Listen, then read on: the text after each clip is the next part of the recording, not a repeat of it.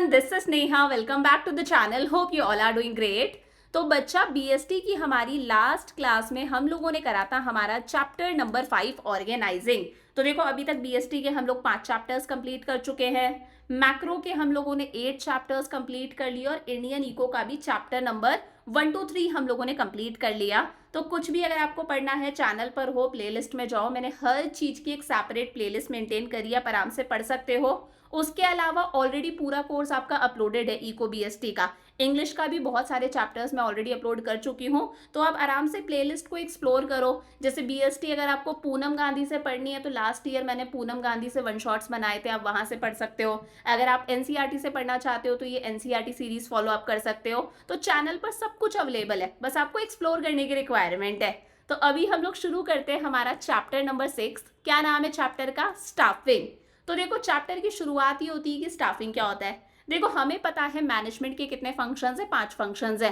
Planning, organising, staffing, directing and controlling. सबसे पहला function हम लोगों ने प्लानिंग पढ़ा था। प्लानिंग का मतलब है प्लान बनाना, एडवांस में डिसाइड करना कि फ्यूचर में क्या करना है, कैसे करना है, कब करना है, कौन सा काम किससे करवाना है। तो वो जितनी भी मेंटल एक्सरसाइज होती है, मेंटल एक्टिविटी होती है, वो क्या है? प्लानिंग है।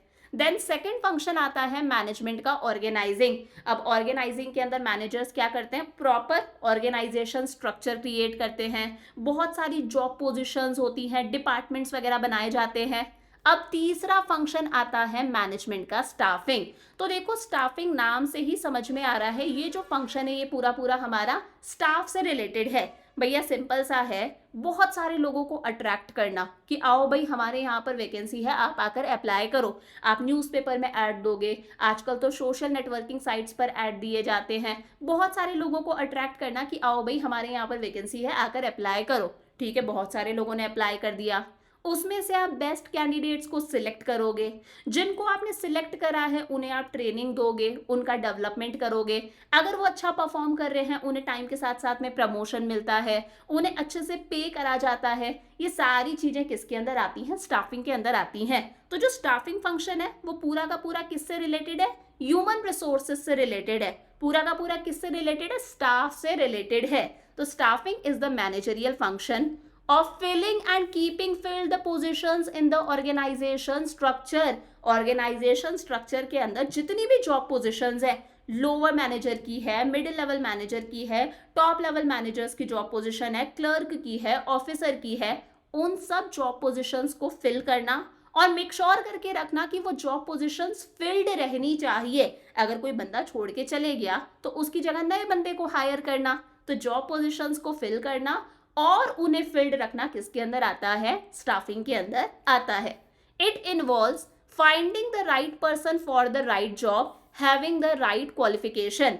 अब देखो सिंपल सी बात है, मैं आपको 2 सब्जेक्ट्स पढ़ाती हूँ, मैं आपको बीएसटी पढ़ाती हूँ और इको पढ़ाती हूँ, क्योंकि मेरे पास में इन दोनों सब्जेक्ट से रिलेटेड क्वालिफिकेशन है। मैंने मेरी पढ़ाई इन सब्जेक्ट्स के अंदर करी है, मेरे पास में इन सब्जेक्ट से रिलेटेड एक्सपीरियंस है। अब मैं आपको आईपी तो नहीं पढ़ाती, मैं आपको फिजिकल एजुकेशन तो नहीं पढ़ाती। तो मेक श्योर करके रखना कि हम सही जॉब के लिए सही पर्सन को चुने, राइट पर्सन को चुने राइट जॉब के लिए।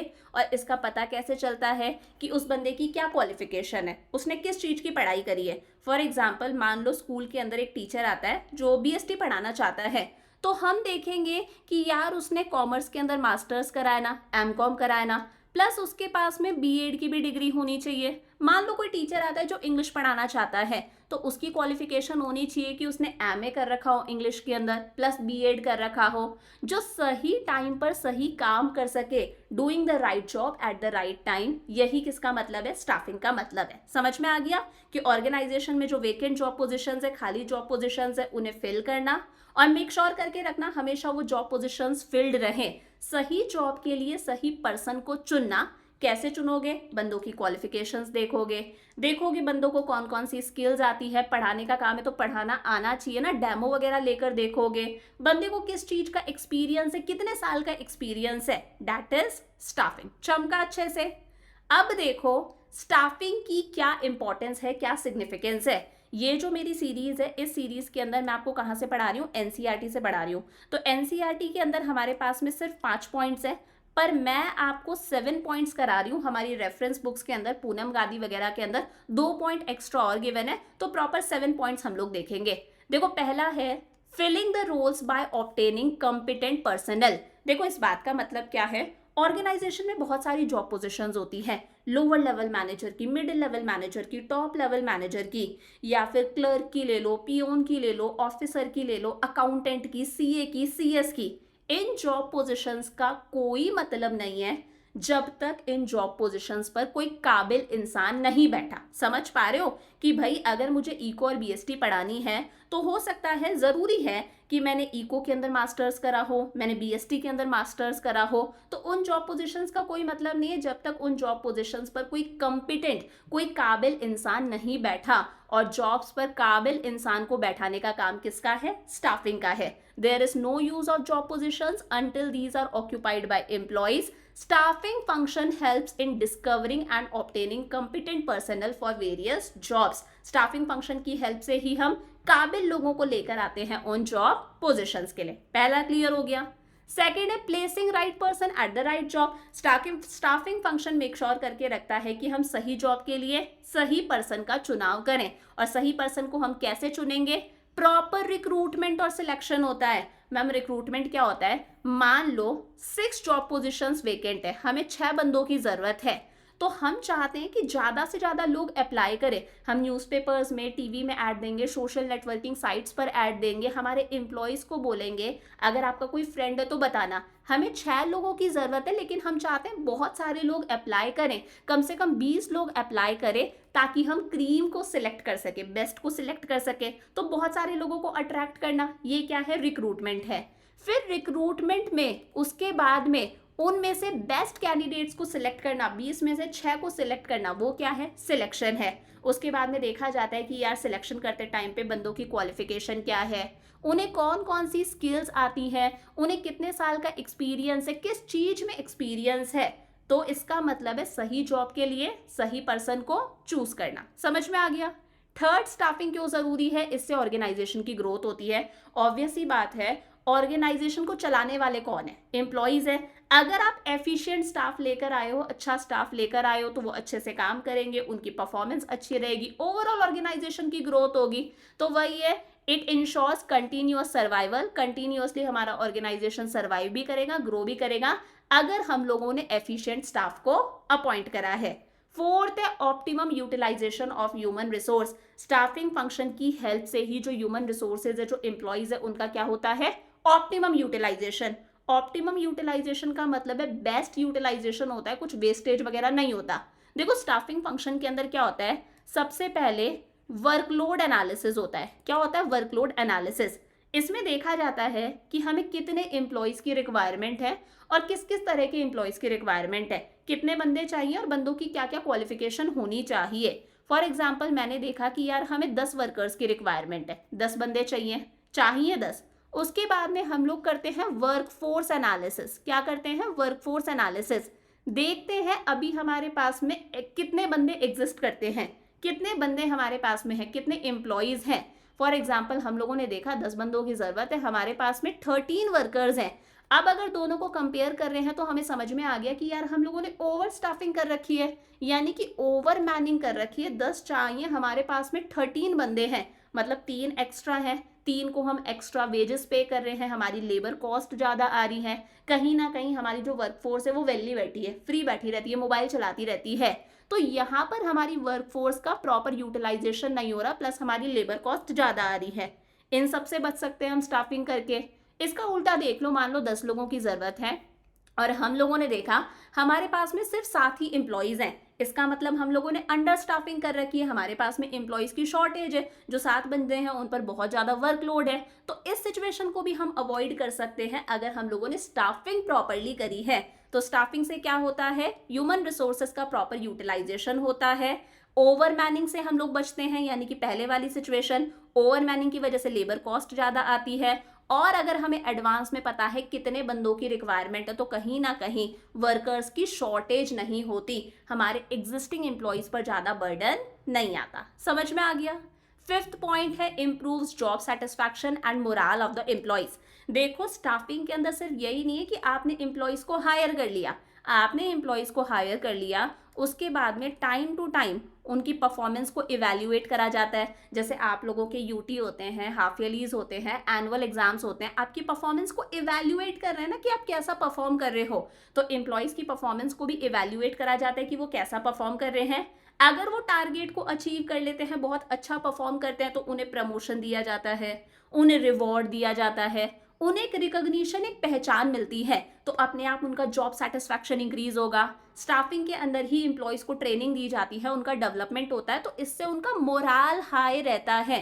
तो वही लिखा है एम्प्लॉयज का जॉब सेटिस्फैक्शन इंक्रीज होता है, उनका मोरल हाई होता है अगर टाइम टू टाइम उनकी परफॉर्मेंस का असेसमेंट होता है, उनकी परफॉर्मेंस को इवैल्यूएट करा जाता है, और अगर वो अच्छा कर रहे हैं तो उन्हें रिवॉर्ड दिए जाते हैं। ये 5 पॉइंट्स आपके एनसीईआरटी के हो गए। 2 पॉइंट्स और ले लेते हैं, हेल्प्स इन कॉम्पीटिंग। देखो 2 ऑर्गेनाइजेशंस है, अब वो 2 ऑर्गेनाइजेशन बिजनेस में सेम तरह का पैसा लगा सकते हैं, बराबर पैसा लगा सकते हैं, फाइनेंशियल रिसोर्सेज सेम हो सकते हैं। 2 ऑर्गेनाइजेशन सेम तरह के फिजिकल रिसोर्सेज लगा सकते हैं, यानी कि सेम तरह की मशीनरी लगा सकते हैं, लेकिन 2 ऑर्गेनाइजेशंस में अलग क्या होगा, उनके एम्प्लॉयज। अगर स्टाफिंग फंक्शन की हेल्प से आपने एफिशिएंट काबिल बंदों को हायर करा है, तो आपका ऑर्गेनाइजेशन दूसरे ऑर्गेनाइजेशन से आगे निकल सकता है, आप उससे कॉम्पीट कर सकते हो। तो 2 organisations can easily acquire same type of physical यानी कि मशीन्स और फाइनेंशियल रिसोर्सेज यानी कि पैसा, लेकिन वो ऑर्गेनाइजेशन जिसका स्टाफ एफिशिएंट है, काबिल है, वो हमेशा दूसरों से आगे निकलता है। और लास्ट है key to effectiveness of other functions. देखो बाकी जो मैनेजमेंट के फंक्शंस है, डायरेक्टिंग है, कंट्रोलिंग है, प्लानिंग है, ऑर्गेनाइजिंग है, कौन परफॉर्म करते हैं, एम्प्लॉयज ही परफॉर्म करते हैं। और एम्प्लॉयज को हायर करने का काम किसका है, स्टाफिंग का। तो स्टाफिंग की हेल्प से ही हम अच्छे एम्प्लॉयज को हायर करते हैं, एफिशिएंट एम्प्लॉयज को हायर करते हैं। और अगर हम एफिशिएंट एम्प्लॉयज को हायर करेंगे तो कंट्रोलिंग भी अच्छी होगी, डायरेक्टिंग भी अच्छी होगी, प्लानिंग भी अच्छी होगी, ऑर्गेनाइजिंग भी अच्छा होगा। तो बाकी के जो मैनेजमेंट फंक्शंस है वो किस पर डिपेंडेंट है, इस पर डिपेंडेंट है। All other functions are performed by human beings, और ह्यूमन बींग्स को हम कौन से प्रोसेस से अपॉइंट करते हैं, स्टाफिंग के प्रोसेस से अपॉइंट करते हैं। चमक गया अच्छे से, 7 के 7 पॉइंट्स क्लियर है। तो ये हो गई हमारी इंपॉर्टेंस ऑफ स्टाफिंग।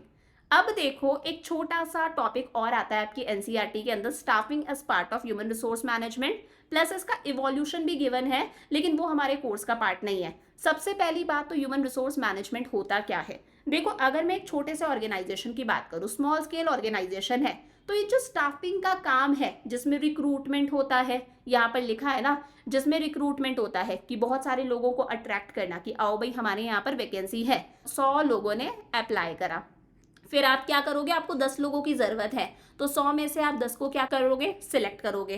जिनको आपने सिलेक्ट करा है उन्हें आप ट्रेनिंग दोगे, उनका डेवलपमेंट करोगे, बहुत सारी उन्हें स्किल्स सिखाओगे, उन्हें टाइम टू टाइम पे करा जाता है, यानी कि कॉम्पनसेट करना हो गया, उन्हें उनकी परफॉर्मेंस के लिए अच्छे से रिवॉर्ड करना। ये जो सारे काम होते हैं, सारे काम नॉर्मल मैनेजर्स कर सकते हैं, लेकिन जब ऑर्गेनाइजेशन बहुत बड़ा होता है, कोई बड़ी सारी कंपनी है, तो वहां पर नॉर्मल मैनेजर्स ये सारा काम नहीं कर सकते एम्प्लॉयज से रिलेटेड। इस काम के लिए एक सेपरेट डिपार्टमेंट बनाया जाता है, जिस डिपार्टमेंट का नाम होता है human resource management department, HRM department, जिसका काम ही क्या है, एम्प्लॉयज के साथ में डील करना, स्टाफ के साथ में डील करना, स्टाफ को रिक्रूट करना, सिलेक्ट करना, सिलेक्ट कैसे करना, बहुत सारे टेस्ट वगैरह लेना, इंटरव्यूज वगैरह लेना, फिर जिस बंदे को हायर करा है उसे एग्जिस्टिंग पुराने एम्प्लॉयज के साथ में इंट्रोड्यूस करना, उसे ट्रेनिंग देना, उसकी परफॉर्मेंस को इवैल्यूएट करना, उसे पे करना, उसका प्रमोशन, इन सारे कामों के लिए एक अलग से डिपार्टमेंट बनाया जाता है जिसका नाम है ह्यूमन रिसोर्स मैनेजमेंट डिपार्टमेंट। और इस डिपार्टमेंट के हेड को, मैनेजर को बोला जाता है HRM मैनेजर,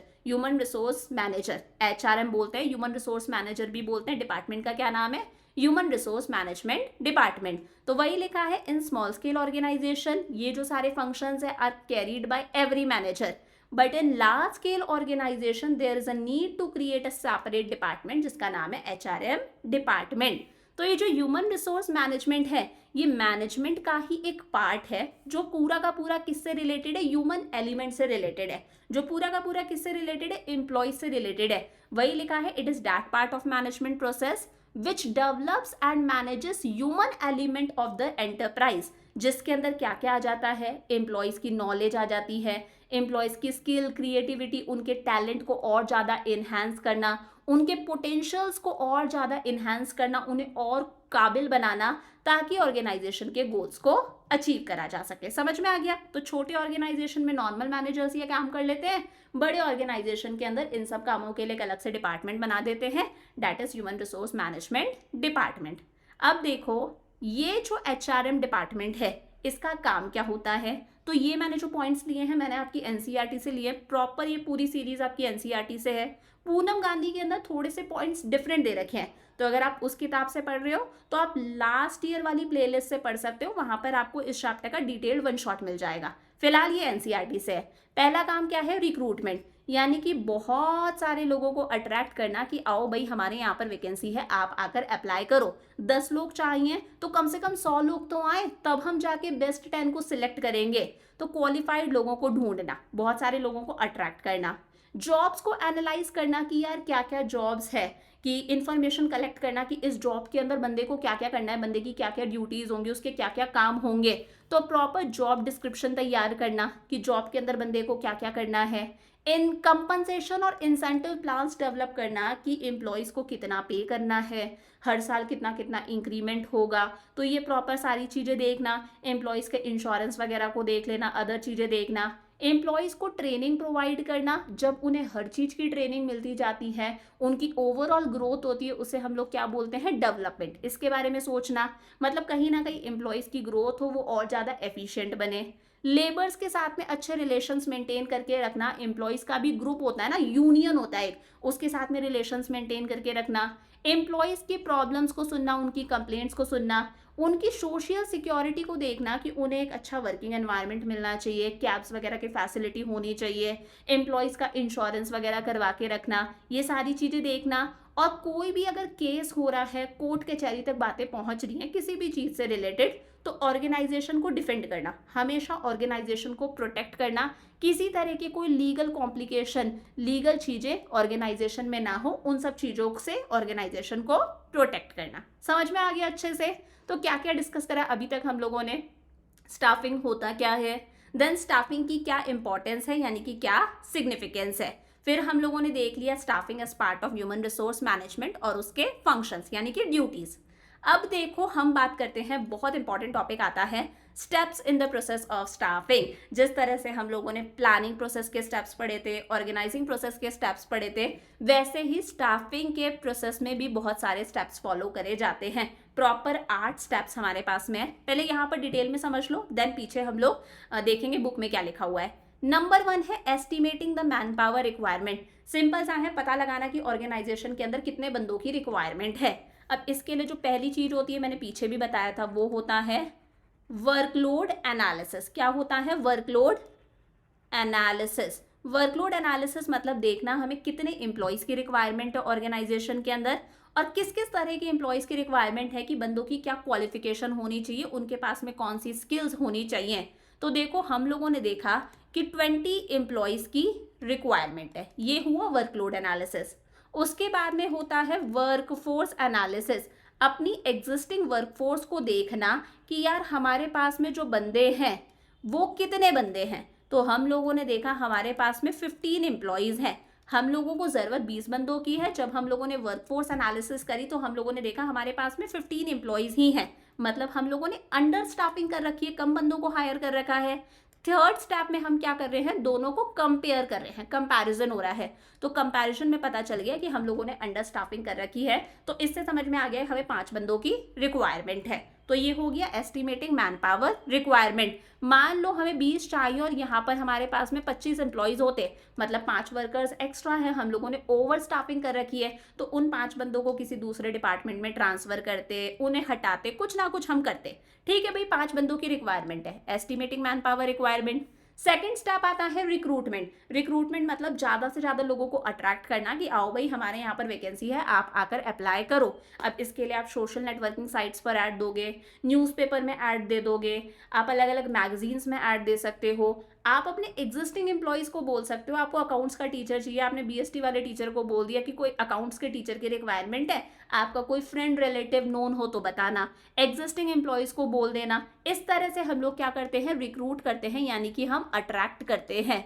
अब भाई जब हम लोगों ने रिक्रूट करा तो बहुत सारे लोगों ने अप्लाई कर दिया, हमें 5 एम्प्लॉयज़ की ज़रूरत है, लेकिन अप्लाई कर दिया 20 कैंडिडेट्स ने अप्लाई करा। अब जिन्होंने अप्लाई करा है उसमें से हम बेस्ट 5 को क्या करेंगे, सिलेक्ट करेंगे। तो ये सिलेक्शन हो गया। सिलेक्शन के लिए रिटन टेस्ट भी लेते हैं, उसके बाद में इंटरव्यू भी होता है। टीचर की अगर हम बात करें तो डेमो वगैरह भी लिया जाता है, आप लोगों को पता होगा। उस तरह से हम क्या करते हैं, हमारे 5 एम्प्लॉयज़ क्रीम को क्या कर लेंगे, सिलेक्ट कर लेंगे। अब जिनको सिलेक्ट करा है उनका होता है प्लेसमेंट एंड ओरिएंटेशन, दोनों अलग अलग बातें हैं। बंदे को जिस जॉब के लिए हम लोगों ने हायर करा है, सिलेक्ट करा है, उसे वो जॉब पोजीशन देना, यानी कि अपॉइंटमेंट, लेटर ऑफ अपॉइंटमेंट दे दिया कि आपको हम लोगों ने इस जॉब पोजीशन के लिए सिलेक्ट करा है, आपको ये जॉब पोजीशन दे दी। आपको हम लोगों ने सॉफ्टवेयर इंजीनियर की पोस्ट के लिए सिलेक्ट करा है, तो उसे वो पोजीशन देना, उसे जॉब डिस्क्रिप्शन देना, यानी कि एक डॉक्यूमेंट देना जिसमें सब कुछ लिखा है कि आपकी क्या क्या ड्यूटीज़ है, रिस्पॉन्सिबिलिटीज़, आपको क्या क्या काम करना है। और साथ में होता है ओरिएंटेशन, यानी कि जो न्यू एम्प्लॉय हमारा आया है, जिसे हम लोगों ने सिलेक्ट करा है ना, उसे एग्जिस्टिंग एम्प्लॉयज़ के साथ में इंट्रोड्यूस करवाना। तो वो प्रॉपर इंट्रोडक्शन, उसे ऑर्गेनाइजेशन के जनरल रूल्स रेगुलेशंस के बारे में बताना, बेसिक चीज़ें बताना कि कैफेटेरिया कहाँ है और इसके अलावा वॉशरूम वगैरह कहाँ है, लीव लेनी है तो कौन कौन से रूल्स अप्लाई होते हैं, तो उसे फैमिलियर करना पूरे ऑर्गेनाइजेशन से। फिर आता है ट्रेनिंग एंड डेवलपमेंट, एम्प्लॉय को ट्रेनिंग देना। अब देखो ट्रेनिंग का मतलब है बंदे को जॉब परफॉर्म करने से रिलेटेड कोई पर्टिकुलर स्किल आनी चाहिए। जैसे टीचर जो है बीएसटी पढ़ाने आया है तो उसे टीचिंग स्किल्स देना थोड़ी सी कि बीएसटी किस तरह से पढ़ानी है, वो तो ट्रेनिंग हो गया, उसे वो काम सिखाना। और जब हम इंसान की ओवरऑल ग्रोथ के बारे में सोचते हैं कि उसकी कम्युनिकेशन स्किल्स डेवलप करने पर फोकस करा जा रहा है, उसे रीजनिंग सिखाई जा रही है, उसे डिसीजन मेकिंग सिखाई जा रही है, सब चीज़ों पर जब हम फोकस करते हैं उसे क्या बोला जाता है, एम्प्लॉय की डेवलपमेंट करना, उसकी ग्रोथ करना। उसके बाद में आता है परफॉर्मेंस अप्रेजल। अब भाई बंदे की परफॉर्मेंस को क्या करा जाता है, टाइम टू टाइम इवैल्यूएट करा जाता है। हर 3 महीने में इवैल्यूएट कर ली, हर 6 महीने में इवैल्यूएट कर ली। इसके लिए क्या होता है, स्टैंडर्ड सेट करे जाते हैं। क्या सेट करे जाते हैं, स्टैंडर्ड्स, यानी कि टारगेट सेट करे जाते हैं कि आपको ये अचीव करना है नेक्स्ट 6 मंथ के अंदर। ये स्टैंडर्ड्स है, यानी कि टारगेट्स है, आपको ये अचीव करना है नेक्स्ट 6 मंथ्स के अंदर। फिर बंदे की एक्चुअल परफॉर्मेंस देखी जाती है, उसकी एक्चुअल परफॉर्मेंस को इवैल्यूएट करा जाता है और कंपेयर करा जाता है कि वो टारगेट्स अचीव कर रहा है या नहीं कर रहा, उसकी परफॉर्मेंस एवरेज है, गुड है, एक्सीलेंट है, कैसी है। अगर परफॉर्मेंस सही नहीं आ रही तो हम उसे दोबारा से ट्रेनिंग देंगे, समझ में आ रहा है। और अगर बहुत ही आउटस्टैंडिंग परफॉर्म कर रहा है तो अगला स्टेप आता है, हम बंदे को प्रमोशन देते हैं, करियर प्लानिंग करी जाती है, उसके करियर के बारे में सोचेंगे, उसे प्रमोशन वगैरह देंगे। और लास्ट है कॉम्पनसेशन, बंदे को जो भी हम पे करते हैं ना, जो भी पे कर रहे हैं, उसकी सैलरी, वेजेस, बोनस है, इंसेंटिव्स है, इंश्योरेंस वगैरह करा रहे हैं, वेकेशन पे भेज रहे हैं, जो भी पे कर रहे हैं उसे बोला जाता है कॉम्पनसेशन। अब हर इंसान को कॉम्पनसेट करने का तरीका अलग अलग है। हम टाइम के अकॉर्डिंग पे करते हैं, जैसे मंथली सैलरी होती है, या फिर कई बार ये भी होता है परफॉर्मेंस के बेसिस पर पे कर रहे हैं, जिसने जितना परफॉर्म करा, जितनी ज़्यादा यूनिट्स बनाई, उसे उतना ज़्यादा पे कर रहे हैं। तो ये क्या है, हमारे स्टाफिंग के स्टेप्स है। सबसे पहले मैन पावर रिक्वायरमेंट का पता लगाना, कितने बंदे चाहिए, देन रिक्रूटमेंट करना, अट्रैक्ट करना, बेस्ट कैंडिडेट्स को सिलेक्ट करना, जिन्हें सिलेक्ट करा है उनका प्लेसमेंट और उनका ओरिएंटेशन, उन एग्जिस्टिंग एम्प्लॉयज़ के साथ में इंट्रोड्यूस करवाना, एम्प्लॉयज़ को ट्रेनिंग देना, टाइम टू टाइम उनकी परफॉर्मेंस का अप्रेजल, परफॉर्मेंस को इवैल्यूएट करना, उनका प्रमोशन, उनके करियर के बारे में सोचना, और लास्ट आता है उन्हें कॉम्पनसेट करना। तो देखो पहला है estimating the man power requirement. अभी हम लोगों ने देख लिया, it means finding out number and type of employees needed by the organisation in near future. Future में ऑर्गेनाइजेशन को कितने एम्प्लॉयज की जरूरत है और एम्प्लॉयज किस तरह के चाहिए, मतलब बंदों की क्या क्वालिफिकेशन होनी चाहिए, एम्प्लॉयज का कैसा बैकग्राउंड होना चाहिए। अब इसके लिए 3 चीजें हो रही है। पहला है वर्कलोड एनालिसिस, इसका मतलब है finding number and type of employees required to perform various jobs designed in organisation structure. देखना हमें कितने एम्प्लॉयज़ की रिक्वायरमेंट है। मैंने कहा हमें ज़रूरत है 10 वर्कर्स की। अगला स्टेप आता है workforce analysis. It means analysing existing workforce and employees already occupying the job position and how many of them are overburdened और अंडरबर्डन्ड। अब हमारी एग्जिस्टिंग वर्कफोर्स को देखना कि हमारे पास में अभी कितने एम्प्लॉयज़ हैं। देखना हमारे जो एम्प्लॉयज़ ऑलरेडी जो काम कर रहे हैं कहीं वो ओवरबर्डन तो नहीं है, उनसे बहुत ज़्यादा तो काम नहीं कराया जा रहा, या फिर वो अंडरबर्डन तो नहीं है कि आराम से रिलैक्स कर रहे हैं, मोबाइल चला रहे हैं, वेले बैठे हैं। तो हम लोगों ने देखा हमारे पास में सिर्फ 6 वर्कर्स ही है, मतलब हमारे वर्कर्स क्या है, ओवरबर्डन्ड है। दोनों को कंपेयर करा, अगर वर्कलोड एनालिसिस ज़्यादा है, if workload is more than workforce, इसका मतलब हमें और लोगों को अपॉइंट करने की ज़रूरत है, हम लोगों ने अंडर स्टाफिंग कर रखी है। लेकिन अगर वर्कफोर्स ज़्यादा है, 10 वर्कर्स की ज़रूरत है, हमारे पास में 15 बंदे हैं, इसका मतलब हम लोगों ने ओवर स्टाफिंग कर रखी है, हमें बंदों को दूसरे डिपार्टमेंट में ट्रांसफ़र करना पड़ेगा। तो पहला हो गया पता लगाना कि हमें कितने बंदों की रिक्वायरमेंट है। मैंने कहा 5 बंदों की क्या है, रिक्वायरमेंट है।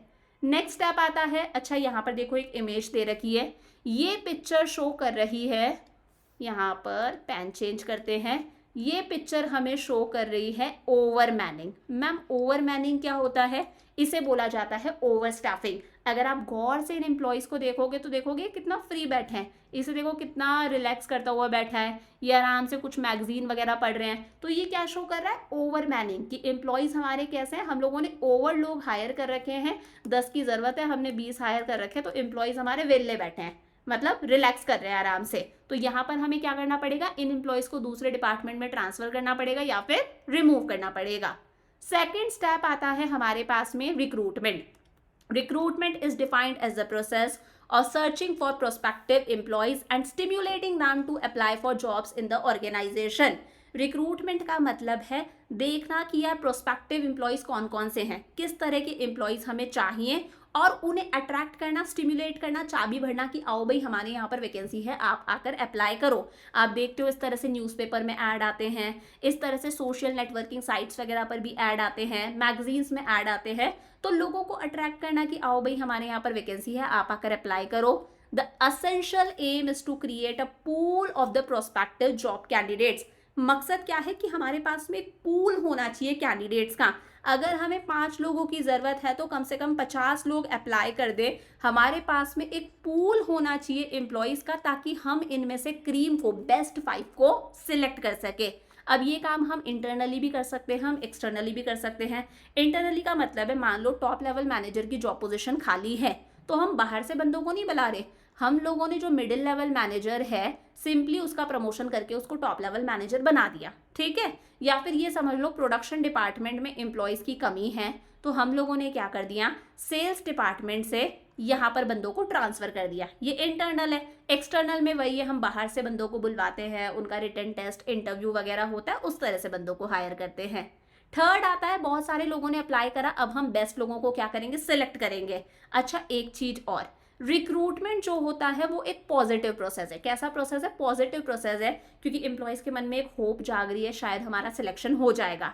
लेकिन सिलेक्शन क्या है, एक नेगेटिव प्रोसेस है। 100 लोगों ने अप्लाई करा, आप सिर्फ 10 को क्या करोगे, सिलेक्ट करोगे, बाकी 90 को आप क्या करोगे, रिजेक्ट करोगे। तो number of rejected applicants are more than number of selected applicants. तो यहाँ पर रिजेक्शंस ज़्यादा हो रहे हैं, होप टूट रही है, तो ये क्या है, नेगेटिव प्रोसेस है। तो सिलेक्शन का मतलब है choosing from among the pool of the prospective job candidates developed at the stage of recruitment.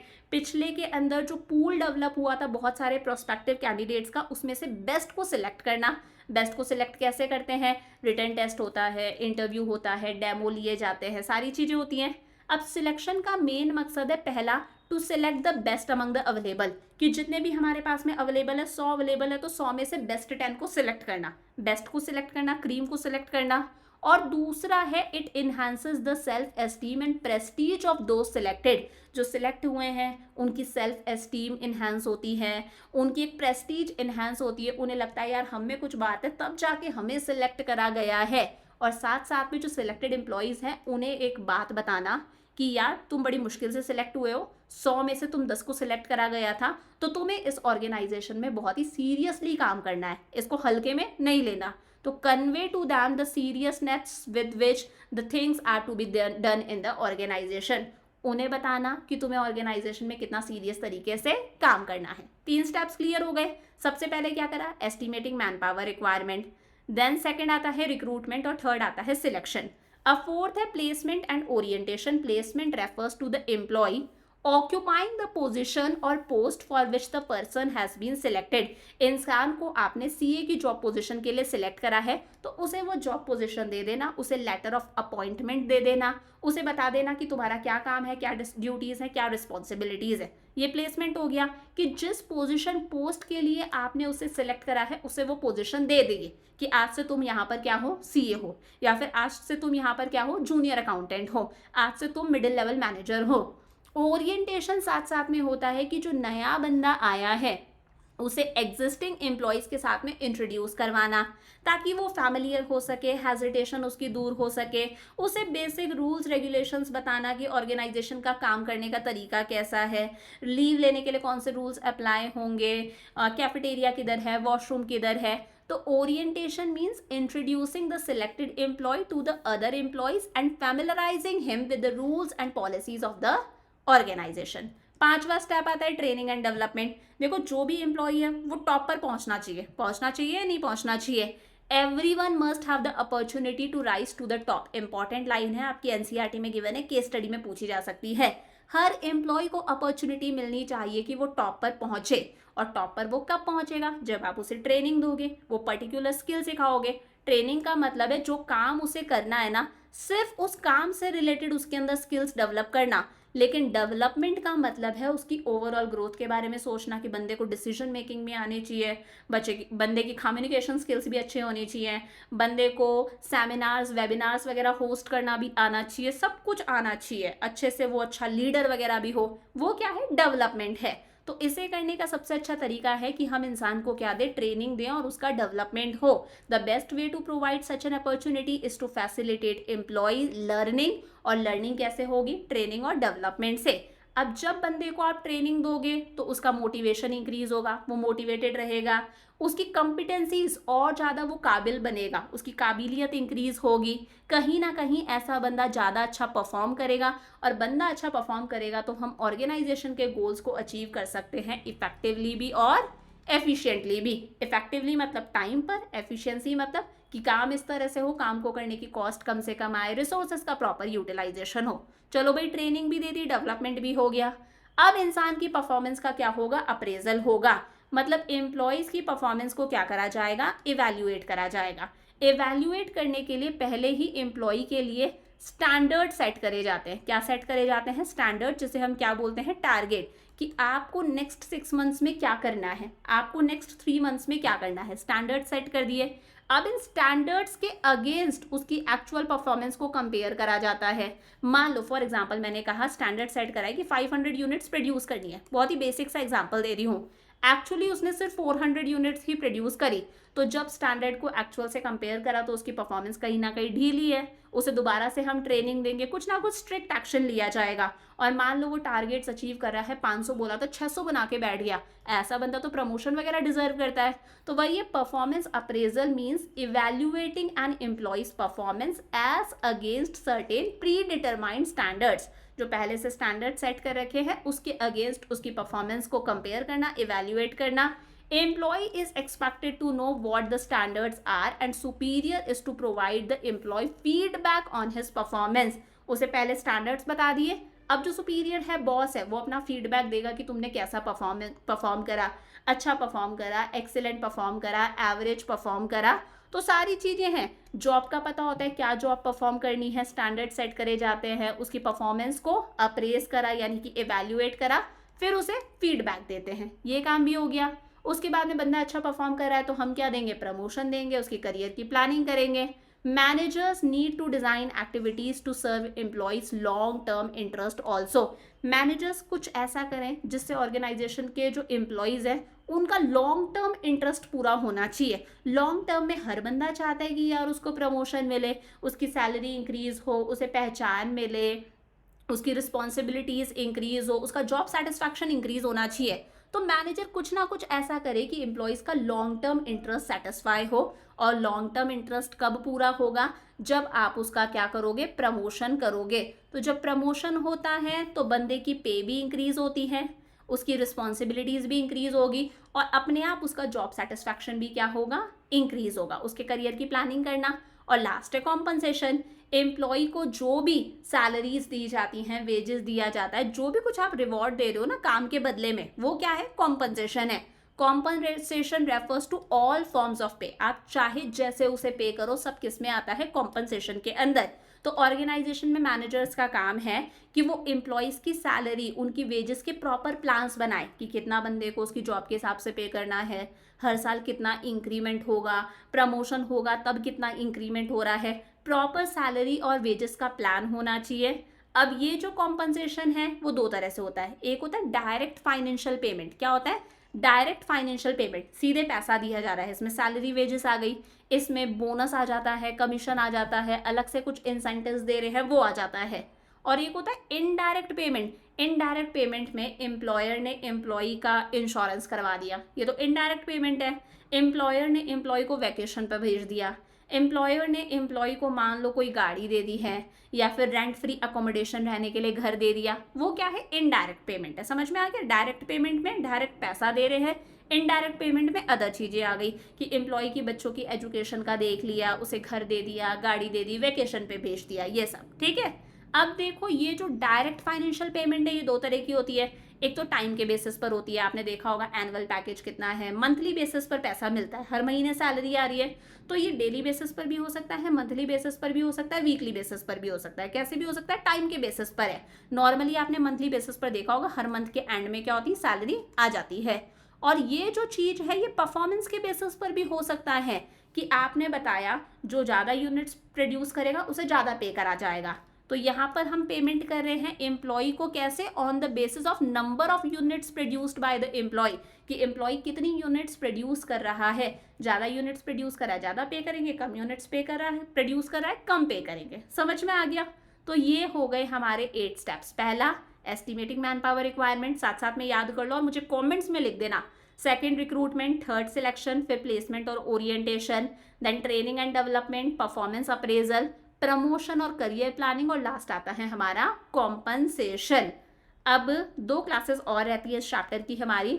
कल हम स्टार्ट करेंगे एलिमेंट्स ऑफ स्टाफिंग, जिसके अंदर 3 चीजें हैं, रिक्रूटमेंट, सिलेक्शन और ट्रेनिंग एंड डेवलपमेंट। फिर क्या हमारा चैप्टर समाप्त। तो कल की क्लास में हम लोग रिक्रूटमेंट पूरा करेंगे, देन परसों की क्लास में हम सिलेक्शन भी करेंगे और साथ साथ में हमारा जो थर्ड एलिमेंट है ट्रेनिंग एंड डेवलपमेंट वो भी कंप्लीट कर लेंगे। तो 3 क्लासेस में हमारा चैप्टर समाप्त। यहाँ तक का अच्छे से पढ़ के रखना, ज़रूरी नहीं है आप साथ साथ में चीज़ें याद करते जाओ, बस आपको चीज़ें समझ में आनी चाहिए। मन करे तो एक बार एनसीईआरटी रीडिंग लगा लेना, हालांकि मैंने सारी चीज़ें कवर कर ली। लेक्चर अच्छा लगा तो अपने फ्रेंड्स के साथ में शेयर कर देना, it will give me a lot of motivation. So I will see you tomorrow, lots of love, bye.